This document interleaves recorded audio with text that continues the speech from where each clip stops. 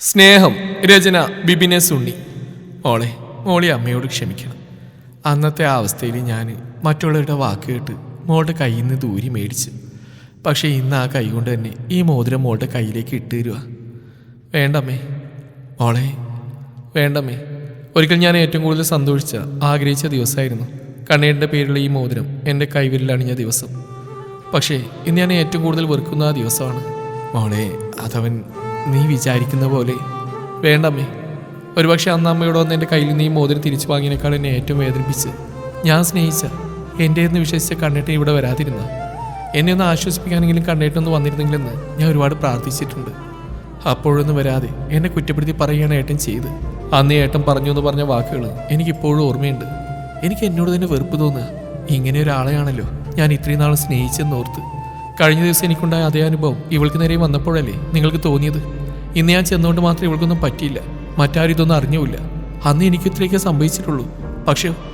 പക്ഷേ നിങ്ങളോ എന്നെ ഒരു പിഴച്ചുള്ള വരെ ആക്കിയില്ലേ? ഇനി ഇതെനിക്ക് ആവശ്യമില്ല. ഞാനൊരു പിഴച്ചുള്ള തന്നെയാണ്. എനിക്ക് കുടുംബം കുട്ടികളൊന്നും വേണ്ട. അതും പറഞ്ഞ് അമ്മ മുറിയിലേക്ക് ഓടി. സാവിത്രി, നീ ഇതൊന്നും കാര്യാക്കണ്ട. അവളുടെ വിഷമെല്ലാം പെട്ടെന്ന് ദേഷ്യമായി പുറത്തേക്ക് വന്ന കുറേ അനുഭവിച്ചില്ലേ എൻ്റെ കുട്ടി? അമ്മുവിൻ്റെ അമ്മ സുനിത പറഞ്ഞു. അവൾ പറഞ്ഞൊക്കെ കേൾക്കാൻ ഞാൻ അർഹയാണ്. അത്രയ്ക്ക് ഞാൻ അവളോട് പറഞ്ഞിട്ടുണ്ട്, ദ്രോഹിച്ചിട്ടുണ്ട്. പക്ഷെ അവൾ എൻ്റെ മോനെ കുറിച്ച് പറഞ്ഞു. അതാ എന്നെ. അതും പറഞ്ഞുകൊണ്ട് സാവിത്രി തൻ്റെ കണ്ണുകൾ സാരി തലപ്പുകൊണ്ട് തുടച്ചു. ഞാൻ അമ്മുവിച്ചിൻ്റെ അടുത്തേക്ക് പോയിട്ട് വരാം. സാവിത്രിയുടെ മകൾ അവരോട് പറഞ്ഞിട്ട് അമ്മുവിൻ്റെ അടുത്തേക്ക് പോയി.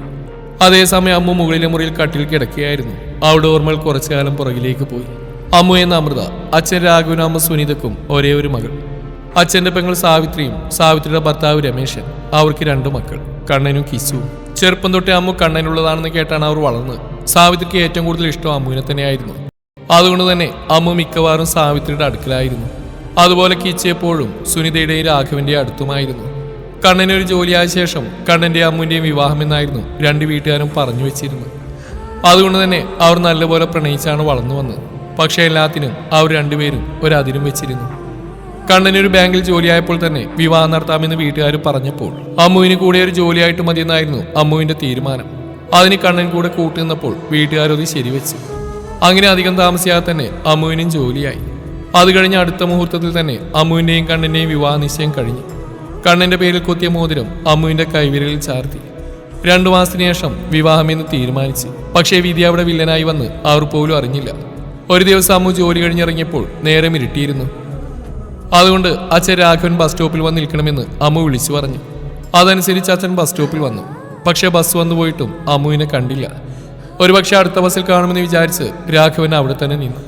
പക്ഷേ ടൗണിൽ നിന്നുള്ള അവസാന ബസ് വന്നിട്ടും അതിലും അമ്മുവില്ലായിരുന്നു. അതുകൊണ്ട് അച്ഛൻ അമ്മുവിന്റെ ഫോണിൽ വിളിച്ചെങ്കിലും അത് സ്വിച്ച് ഓഫ് എന്നാണ് പറഞ്ഞ്. പെട്ടെന്ന് തന്നെ അമ്മുവിന്റെ ഓഫീസിലും പിന്നെ കൂടെ ജോലി ചെയ്യുന്നവരെയും അവരുടെ കൂട്ടുകാരെയും ഒക്കെ വിളിച്ചു. പക്ഷെ അവിടെയെങ്കിലും നിന്നും അമ്മുവിനെ കുറിച്ചൊരു വിവരവും കിട്ടിയില്ല. പക്ഷെ കുറച്ച് കഴിഞ്ഞപ്പോൾ രാഘവന്റെ ഫോണിലേക്ക് ഒരു കോൾ വന്നു, ടൗണിലെ ഹോസ്പിറ്റലിൽ നിന്നും. അത് അറ്റൻഡ് ചെയ്ത് വേഗം ഹോസ്പിറ്റലിലേക്ക് ചെന്നു. പക്ഷെ അവിടെ അച്ഛനെ വരവേറ്റത് പോലീസുകാരും മീഡിയക്കാരുമായിരുന്നു. ക്യാമറയ്ക്ക് മുന്നിൽ നിന്ന് സംസാരിക്കുന്നവർ പറയുന്നത് കേട്ടു. അല്പം മുമ്പ് സിറ്റിയിൽ വെച്ചൊരു പെൺകുട്ടി പീഡനത്തിനിരയായി വളരെ ഗുരുതരമായ പരിക്കേറ്റ പെൺകുട്ടിയെ സിറ്റി ഹോസ്പിറ്റലിൽ അഡ്മിറ്റ് ചെയ്തു. കേട്ട വാർത്ത വിശ്വസിക്കാനാവാതെ ആ അച്ഛൻ തരിച്ചു നിന്നു. ശേഷം ഹോസ്പിറ്റലിനുള്ളിലേക്ക് ഓടി. അവിടെ ICUവിന്റെ മുന്നിലേക്ക് എത്തി. അപ്പോഴേക്കും വിവരമറിഞ്ഞ് അമ്മുവിന്റെ അമ്മ സവിതയും കണ്ണന്റെ വീട്ടുകാരെത്തിയിരുന്നു. കുറച്ച് സമയത്തിന് ശേഷം ICUവിന്റെ വാതിൽ തുറന്ന് ഡോക്ടർ പുറത്തേക്ക് വന്നു. അമ്മുവിന് കുഴപ്പമൊന്നുമില്ലെന്ന് പറഞ്ഞു. ശേഷം കണ്ണന്റെ അമ്മുവിന്റെ അച്ഛന്മാരെ ഡോക്ടർ അകത്തേക്ക് വിളിപ്പിച്ചു. സുനിതയോട് ICUവിൽ കയറി മോളെ കാണാനും പറഞ്ഞു. ഡോക്ടർ, അമ്മുവിന് പേടിക്കാനൊന്നുമില്ല. അവിടെ നടന്ന പിടിവലിയുടെ ഷോക്കിൽ ബോധം പോയതാ. തക്ക സമയത്ത് പോലീസുകാരോട് എത്തിയോണ്ട് മറ്റൊന്നും സംഭവിച്ചിട്ടില്ല. ഡോക്ടർ പറഞ്ഞു കേട്ടപ്പോഴാണ് അവർക്ക് ആശ്വാസമായത്. പക്ഷെ അപ്പോഴേക്കും മീഡിയക്കാർ അതൊരു പീഡനമാക്കി മാറ്റിയിരുന്നു. അങ്ങനെയല്ലെന്ന് അറിഞ്ഞിട്ടും അവർ തിരുത്താൻ തയ്യാറായില്ല. ഹോസ്പിറ്റലിൽ നിന്ന് വന്നതിന്റെ അടുത്ത ദിവസം തന്നെ സാവിത്രി വന്ന് കണ്ണൻ ഇട്ടുകൊടുത്ത മോതിരം തിരിച്ചു വാങ്ങി. കൂട്ടത്തിൽ ഈ പിഴച്ചവളെ അവന് വേണ്ടെന്ന് പറയാനും പറഞ്ഞുവെന്നും പറഞ്ഞവർ പോയി. ഹോസ്പിറ്റലിൽ വെച്ചും അവിടുന്ന് വന്നതിന് ശേഷവും കണ്ണൻ അമ്മുവിനെ കാണാൻ വന്നില്ലെന്ന് അവൾ ഓർത്തു. കുറച്ച് നാളുകൾക്ക് ശേഷം അമ്മു വീണ്ടും ജോലിക്ക് പോകാൻ തുടങ്ങി. അവിടെ അമ്മുവിന് നേരെ തുറിച്ചു നോട്ടങ്ങൾ ഏൽക്കേണ്ടി വന്നു. ഒന്നും സംഭവിക്കാഞ്ഞിട്ട് പോലും എല്ലാവരും തന്നെ അങ്ങനെ നോക്കുന്നതിൽ അവൾക്ക് വേദന തോന്നി. ഏറ്റവും കൂടുതൽ സ്നേഹിച്ച ആൾക്ക് പോലും ഇപ്പോൾ തന്നെ വേണ്ട, പിന്നെയല്ലേ മറ്റുള്ളവർ എന്ന് വിചാരിച്ച് അമ്മു പിന്നീട് വരുന്ന തുറിച്ചു നോട്ടങ്ങൾ ഒരു പുഞ്ചിരിയോടെ നേരിട്ടു. അതിൽ പിന്നെ ആ തുറിച്ചു നോട്ടങ്ങൾ നിന്നു. ദിവസങ്ങൾ പിന്നെയും മാറിമറിഞ്ഞുകൊണ്ടിരുന്നു. നേരം വൈകിറങ്ങിയ മറ്റൊരു ദിവസം തന്റെ സ്കൂട്ടി മോടിച്ചു വന്ന അമ്മു കാണുന്നത് വഴിയിൽ വെച്ചൊരു പെൺകുട്ടിയെ കടന്നു പിടിക്കുന്ന 2 ചെറുപ്പക്കാരെയാണ്. അവരവൾ അടുത്തുള്ളൊരു കുറ്റിക്കാട്ടിലേക്ക് വലിച്ചുകൊണ്ടുപോയി. അത് കണ്ട് അമ്മ അവരുടെ അടുത്തേക്ക് ചെല്ലാൻ തുടങ്ങി. അപ്പോഴേക്ക് അകലിൽ നിന്ന് വേറെ കുറച്ചുപേരും കൂടെ അങ്ങോട്ട് വന്നു. അവൾ പെട്ടെന്ന് അവരോട് പറഞ്ഞ് അവരെയും കൂട്ടി ആ കുറ്റിക്കാട്ടിലേക്ക് ചെന്നു. ആൾക്കാരെ കണ്ടതും അവന്മാർ ആ പെണ്ണിനെ വിട്ട് ഓടി. 1-2 പേര് അവർ പിടിക്കാൻ അവരുടെ പുറകെയും ഓടി. അമ്മു വേഗം ചെന്ന് ആ പെൺകുട്ടി അവിടെ നിന്ന് വിളിച്ച് വഴിയിലേക്ക് കൊണ്ടുവന്നു. വിളിച്ച ആ പെൺകുട്ടിയുടെ മുഖത്തേക്ക് അടിച്ചപ്പോഴാണ് അവൾ ആ പെൺകുട്ടിയുടെ മുഖം കാണുന്നത്. കിച്ചു അവൾ വിളിച്ചതും അമ്മുയെ ചെയ്യുന്ന വിളിച്ചുകൊണ്ട് അവൾ അമ്മുവിനെ കെട്ടിപ്പിടിച്ച് കരഞ്ഞു. കുറച്ചു നേരം കരഞ്ഞ ശേഷം അവൾ അമ്മുവിൽ നിന്ന് നടന്നു മാറി. നീ എന്താ ഈ സമയത്ത് ഇവിടെ? ക്ലാസ് കഴിഞ്ഞപ്പോൾ താമസിച്ചു, അതുകൊണ്ട് സ്ഥിരം വരുന്ന ബസ് കിട്ടിയില്ല. പിന്നെ ഉണ്ടായിരുന്ന 2 ബസ് ഇല്ലായിരുന്നു, അതുകൊണ്ട് ഇപ്പോൾ വന്ന ബസ്സാണ് കിട്ടിയത്. അപ്പോഴാ അവരെന്നെ. എന്നാൽ പിന്നെ നിനക്ക് കണ്ണേട്ടിനെ വിളിക്കാൻ പാടില്ലായിരുന്നോ? അത് ഏട്ടന് ഇവിടെ ഇല്ല, ഏട്ടന് ഇപ്പോൾ എറണാകുളത്താണ്, ഇവിടുന്ന് ട്രാൻസ്ഫറായി.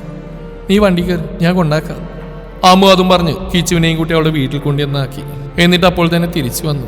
അമ്മേച്ചി കിച്ചു വിളിച്ചപ്പോഴാണ് അവൾ ഓർമ്മകളിൽ നിന്ന് തിരിച്ചു വന്ന്. അമ്മേച്ചി അവൾ വീണ്ടും വിളിച്ചു. എന്താ അമ്മയോട് പറഞ്ഞ് തിരിച്ചു പറയാൻ വന്നാണോ? അമ്മ ചോദിച്ചു. കിച്ചു ഒന്ന് ചിരിച്ചു. എന്നിട്ട് പറഞ്ഞു തുടങ്ങി. അല്ല, ചേച്ചി അമ്മയോട് പറഞ്ഞെല്ലാം കേൾക്കാൻ അമർഹയാണ്. അതിന് മാത്രം അമ്മ ചേച്ചിയെക്കുറിച്ച് പറഞ്ഞിട്ടുണ്ട്, കുറ്റപ്പെടുത്തിയിട്ടുണ്ട്. പക്ഷേ ഏട്ടൻ പാവയിച്ച. ഏട്ടൻ്റെ മനസ്സിൽ ഇപ്പോഴും ചേച്ചി മാത്രമേ ഉള്ളൂ. കിച്ചു, നീ ആ കാര്യം ഇനി പറയണ്ട, എനിക്കത് കേൾക്കാൻ താല്പര്യമില്ല. അമ്മ മുഖം തിരിച്ചുകൊണ്ട് പറഞ്ഞു. ഇല്ല, ചേച്ചി അറിയണം. അന്ന് ചേച്ചി ഹോസ്പിറ്റലായ കാര്യം ഏട്ടൻ അറിഞ്ഞ് ചേച്ചി ഹോസ്പിറ്റലിൽ നിന്ന് വന്നതിന് ശേഷമാണ്. ഏട്ടൻ ഇവിടെ ഇല്ലായിരുന്നു ചേച്ചിക്ക് അറിയാവുന്ന കാര്യമില്ല. വീട്ടിൽ വന്ന ഏട്ടൻ ആദ്യം ഇങ്ങോട്ട് വരാൻ തുടങ്ങിയതാണ്. പക്ഷെ അമ്മ പറഞ്ഞുകൊണ്ട് മാത്രം കണ്ണേട്ടൻ അമ്മ ചേച്ചിയെ കാണാൻ വരാഞ്ഞ്. സ്വന്തം അമ്മയുടെ ജീവൻ വെച്ച് വിലവേശുമ്പോൾ സ്നേഹമുള്ള ഏതൊരു മകനും ചെയ്യുന്നത് മാത്രമേ എൻ്റെ ഏട്ടനും ചെയ്തിട്ടുള്ളൂ. അന്ന് ചേച്ചിയുടെ കയ്യിൽ നിന്ന് ആ മോതിരം മേടിച്ച് കൊണ്ടുവരണമെന്ന് അമ്മ ആദ്യം പറഞ്ഞ ഏട്ടനോടാ. പക്ഷേ ഏട്ടൻ സമ്മതിച്ചില്ലെന്ന് മാത്രമല്ല, അന്ന് അമ്മയോട് ദേഷ്യപ്പെട്ട് സംസാരിക്കുകയും ചെയ്തു. അതിൻ്റെ ദേഷ്യത്തിലാണ് അമ്മ ഇന്ന് തന്നെ ഇവിടെ വന്ന് ചേച്ചിയോട് അങ്ങനെയൊക്കെ പറഞ്ഞു. അല്ലാതെ ഏട്ടൻ ചേച്ചിയെക്കുറിച്ചൊന്നും മോശമായി പറഞ്ഞിട്ടില്ല. തിരിച്ച് വീട്ടിൽ വന്ന അമ്മ ഏട്ടൻ്റെ കയ്യിൽ ചേച്ചിയുടെ മോതിരം വെച്ച് കൊടുത്തു. അതുകൊണ്ട് അപ്പം തന്നെ വീട്ടിൽ നിന്ന് ഇറങ്ങിപ്പോയ ഏട്ടൻ പിന്നെ ഒത്തിരി രാത്രിയായ ശേഷം വീട്ടിൽ വരുന്നു. അതും കുടിച്ച് ബോധമില്ലാതെ കൂട്ടുകാരെ കൊണ്ടുവന്നു. പക്ഷെ അത് കണ്ടിട്ടൊന്നും അമ്മയുടെ മനസ്സ് മാറിയില്ല. ഒരു ദിവസം ഏട്ടൻ നേരത്തെ തന്നെ വീട്ടിൽ വന്നു. അന്ന് ഞാൻ വിചാരിച്ചു ഏട്ടൻ മാറിയെന്ന്. പക്ഷെ അന്ന് എന്നോട് മാത്രം പറഞ്ഞു ഏട്ടൻ ട്രാൻസ്ഫർ ആയിരുന്നു എന്ന്. അന്ന് പോയതാ, പിന്നെ ഇന്നുവരെ വീട്ടിലേക്ക് വന്നിട്ടില്ല. ഇടയ്ക്ക് എന്നെ മാത്രം വിളിക്കും, ചേച്ചിയുടെ കാര്യം ചോദിക്കും. പിന്നെ അമ്മയുടെ മനസ്സ് മാറിയോന്നും. കിച്ചു ഇത്രയും പറഞ്ഞപ്പോഴും അമ്മു തിരിഞ്ഞേനെ നിൽക്കുകയായിരുന്നു. അവളുടെ കണ്ണിൽ നിന്നും കണ്ണുനീര് ഒഴുകിക്കൊണ്ടേയിരുന്നു. പിന്നെ ഇന്ന് രാവിലെ അമ്മ ഏട്ടനെ വിളിച്ചു പറഞ്ഞിരുന്നു ഇന്ന് ചേച്ചിയുടെ അടുത്തേക്ക് വരുന്ന കാര്യം. പിന്നെ ഇതൊക്കെ ഏട്ടൻ കേൾക്കുമ്പോൾ ഏട്ടന് വിഷമമൊന്നും വരില്ല, കാരണം ചേച്ചി ഇങ്ങനെ തന്നെ പറയുള്ളൂ എന്ന് ഏട്ടൻ പറഞ്ഞിരുന്നു.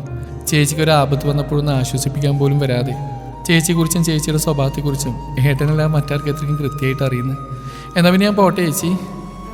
പിന്നെ ഏട്ടനൊരു കാര്യം മാത്രം ചേച്ചിയോട് പറയാൻ പറഞ്ഞു. ചേച്ചിക്ക് എന്തെങ്കിലും എൻ്റെ സ്നേഹം ആവശ്യമാണെന്ന് തോന്നിയാൽ ഒന്ന് വിളിച്ചാൽ വിളിപ്പുറത്തുണ്ടാവുന്നു.